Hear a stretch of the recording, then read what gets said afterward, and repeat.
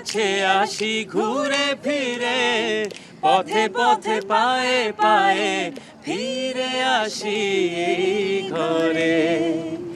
একসাথে আছি তবু মনে হয় দূরে, কত কথা বলি তবু নেই যে সুরে।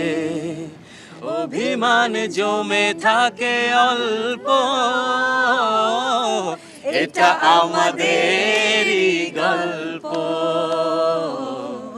এটা আমাদেরই গল্প, হ্যাঁ এটা আমাদেরই গল্প, হ্যাঁ এটা আমাদেরই গল্প, এটাই আমাদেরই গল্প।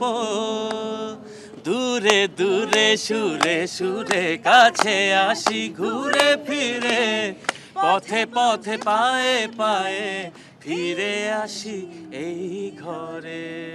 এটা আমাদের গল্পের গানের স্রষ্টা রুমি ভাই, দুজনই পাশে, দুজনের কাছে আমি এক্সট্রিমলি গ্রেটফুল যে এরকম একটা গান এবং একটা সিরিজ দুটো ব্লেন্ড হয়ে যে আসলে বাংলাদেশের একদম সব জায়গায় পৌঁছাতে পারে, সব শ্রেণীর কাছে, সব বয়সের কাছে। এরকম এক্সাম্পল আমার মনে হয়নি বাংলাদেশে আগে কখনো দেখেছে। তো কংগ্রাচুলেশনস টু দ্য টিম, আমার খুব ভালো লাগছে। আর এই গানটার যে পরিমাণ জনপ্রিয়তা, এটা আসলে আমার চেয়ে এখন আপনারাই বলতে পারবেন। আমি যেখানেই যাই, যখনই স্টেজে যাই, আমাকে এটা আমাদের গল্প গাইতে বলা হয়, এটা রুমি ভাইও বলতে পারবে, যে দেশে হোক বিদেশে হোক। এবং একটা সিরিজের প্রতিটা ক্যারেক্টার, আমি এত কথা বলবো না, বাট প্রতিটা ক্যারেক্টার যে কতখানি জনপ্রিয় এবং কতটা পজিটিভও হতে পারে ইউনিক ওয়েতে রাজভাই দেখিয়েছে। আমিও অনেক বড় এটার ভক্ত। আমার বাসায় একটা কথা বলবো, আমার মাও দেখেন, আমার হাউসহোল্ড, আমার কাজের মানুষরাও দেখে, আমার ড্রাইভারও দেখে, সবাই দেখে। তো দিস ইজ সামথিং, আসলে thank you for the whole thing. And এটা আমাদের গল্পের জন্য আমি অনেক অনেক কৃতজ্ঞ। মিউজিশিয়ানদের যেটা হয়, কাজ করতে করতে এক ঘুরে হয়ে যায়।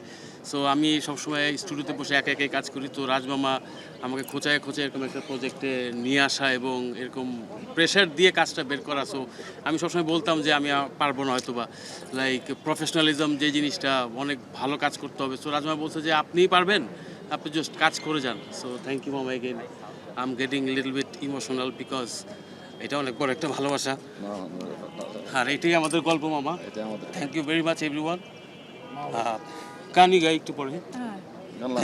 Thank you. আমি একটা কথা বলতে চাই যে আমাদের সিরিয়ালটা তো অলরেডি আপনারা জানেন, অনেকগুলো পর্ব অন এয়ার হয়ে গেছে, 40+।